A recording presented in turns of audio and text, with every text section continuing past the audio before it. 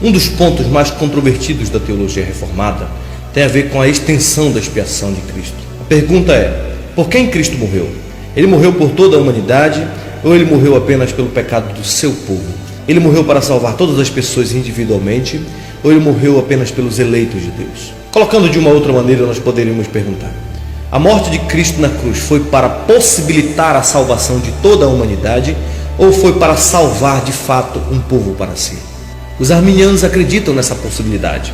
Eles creem que a cruz de Cristo foi para possibilitar a salvação para toda a humanidade, mas ela não torna certa a salvação de ninguém. Já os calvinistas, fundamentados na teologia apostólica, acreditam que a expiação de Cristo é suficiente para salvar toda a humanidade, mas que ela é aplicada somente aos eleitos de Deus, aqueles pelos quais Cristo morreu. Isso quer dizer que ela é suficiente para todos, mas ela é eficiente apenas para os eleitos. Com isso estamos dizendo que na cruz Cristo tinha a intenção de salvar um número limitado de pessoas, o seu povo, as suas ovelhas. Primeiramente, por exemplo, quando nós lemos Mateus capítulo 1, versículo 21, nós vemos que Jesus recebeu o nome de Jesus porque ele salvará o seu povo dos pecados deles. Também no capítulo 10 de João, especialmente no versículo 15, está dito que Jesus é o bom pastor e ele, como bom pastor, dá a sua vida pelas suas ovelhas e não pelo mundo inteiro. Em João capítulo 6, versículo 36, Jesus diz que a vontade daquele que o enviou é esta, que nenhum ele perca de todos os que lhe foi dado. Pelo contrário, ele os ressuscitará no último dia. Além disso, em João capítulo 17, versículo 9, Jesus, como o sumo sacerdote, intercede apenas por aqueles que o Pai lhe deu e não por toda a humanidade. Não rogo pelo mundo, mas por aqueles que me deste, porque são teus. Deixa eu falar de uma perspectiva teológica. Jesus foi à cruz para satisfazer a justiça do Pai, oferecendo um ato de redenção e propiciação pelos nossos pecados. Redenção significa que ele pagou o preço da nossa libertação. A propiciação quer dizer que ele ofereceu a Deus Pai uma satisfação pelos nossos pecados. Imagine que eu tenho uma dívida enorme que eu não posso pagar e alguém está me acusando perante um justo juiz. Mas aí uma pessoa que me ama muito resolve pagar a dívida no meu lugar. O que acontece? Obviamente eu fico livre da condenação, de modo que seria um grande erro e uma grande injustiça se o juiz ainda me condenasse mesmo depois da minha dívida ter sido quitada. O Evangelho é sobre isso. Paulo diz que agora, pois, nenhuma condenação há para aqueles que estão em Cristo Jesus. E por que não, Paulo? Porque Cristo pagou a nossa dívida perante Deus, de modo que na cruz ele satisfez a justiça do Pai e o Pai não mais nos condena. Portanto, quem intentará acusação contra os eleitos de Deus? Quem os condenará?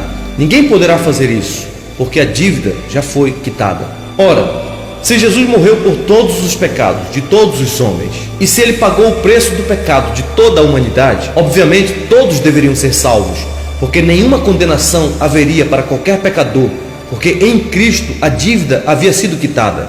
Mas não é isso que nós vemos nas Escrituras. Pelo contrário, o que nós vemos são pessoas sendo salvas pela graça de Deus e vemos pessoas sendo condenadas por causa das suas dívidas perante Deus. Isso quer dizer que Cristo não pagou a dívida de toda a humanidade, porque se ele tivesse pagado a dívida de toda a humanidade, ninguém seria condenado. Agora temos um problema para os calvinistas. Se Jesus morreu apenas pelo seu povo, pelas suas ovelhas ou pelos seus eleitos, conforme diz a palavra de Deus, então o que faremos com textos que nos mostram que Jesus morreu por toda a humanidade ou que ele fez expiação e propiciação por toda a humanidade? Vamos ver alguns exemplos. Tito capítulo 2, versículo 11, Paulo diz: porquanto a graça de Deus se manifestou salvadora a todos os homens. Paulo está dizendo que a graça de Deus se manifestou salvadora a todos os homens. Mas a pergunta é: estaria Paulo se referindo a todas as pessoas individualmente ou ele estaria se referindo às diversas classes de pessoas, conforme ele havia dito nos versículos anteriores? Se você analisar, desde o versículo 1 do capítulo 2, o apóstolo Paulo vem falando de homens e mulheres, jovens e velhos, ricos e pobres, nos mostrando que masculino e femininos, jovens e idosos, senhores e servos, todos são culpados perante Deus. E dentre esses muitos culpados, Deus congregou um povo para si. Sendo assim, essas diversas classes de pessoas que foram congregadas por Deus em um só povo, devem viver vida de santidade. É nesse sentido, então, que a graça passou a ser oferecida publicamente a todos os homens, inclusive a escravos escorraçados pela sociedade da época, nos mostrando assim que a graça de Deus salva pessoas, independentemente da posição social no qual elas vivem. Outro texto muito citado é 1 João capítulo 2, versículo 2, onde João diz que Cristo é a propiciação pelos nossos pecados, e não somente pelos nossos próprios, mas ainda pelos do mundo inteiro. Os arminianos, no geral, interpretam a expressão mundo inteiro como que se referindo a todas as pessoas individualmente, nos mostrando que Cristo fez uma propiciação pelo pecado de toda a humanidade. Mas aqui nós temos dois problemas que precisamos tratar. Em primeiro lugar, que embora o texto pareça argumentar que Cristo fez propiciação por toda a humanidade, entretanto, não é assim que devemos interpretar.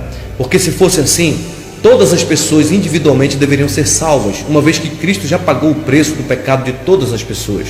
Portanto, nenhuma condenação há para qualquer pecador neste mundo. Deus jamais punirá pecados que já foram propiciados, porque se Ele fizer isso, Ele não está sendo justo. Em segundo lugar, devemos lembrar também que a expressão mundo inteiro na Bíblia nem sempre quer dizer todas as pessoas individualmente. Por exemplo, em Romanos capítulo 1, versículo 8, Paulo diz que a fé dos romanos era proclamada pelo mundo inteiro. Mas é óbvio que muitas partes do mundo naqueles dias não tinham ouvido ainda da fé dos romanos. Portanto, Paulo não pode estar se referindo a todas as pessoas individualmente. Em Colossenses capítulo 1, versículo 6, Paulo diz que o evangelho em todo o mundo estava produzindo frutos. Mas nós sabemos que naqueles dias muitas partes do mundo ainda não haviam recebido o evangelho de Cristo Jesus. Portanto, ele não estava se referindo a todas as pessoas individualmente do mundo. Em Apocalipse capítulo 3, versículo 10, Jesus diz que guardaria a sua igreja da provação que haveria de vir sobre o mundo inteiro. Ora, se mundo inteiro quer dizer todas as pessoas individualmente,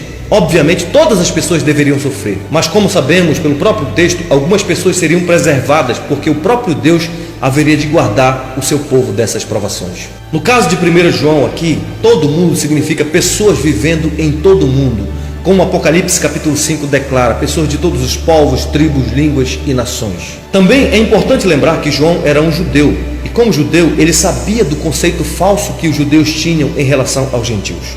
Os judeus achavam que somente eles eram o povo de Deus, o povo da aliança do Senhor. E aqui nesse texto, João enfatiza então que Jesus morreu não apenas pelos judeus crentes, mas também por todos os crentes espalhados pelo mundo inteiro, independentemente da etnia. Mas isso não quer dizer, obviamente, que Jesus morreu por todas as pessoas individualmente. Ainda outro texto citado pelos arminianos é a segunda epístola de Pedro, capítulo 3, versículo 9, onde Pedro diz que o Senhor não retarda a sua promessa, como alguns a julgam demorada. Pelo contrário, Ele é longânimo para convosco, não querendo que nenhum pereça, senão que todos cheguem ao arrependimento. Alguns pensam que Pedro está se referindo aqui a todas as pessoas do mundo inteiro. Mas é bom lembrar que Pedro é um crente que está escrevendo para uma comunidade dos crentes. E veja que ele diz que Deus é longânimo para convosco.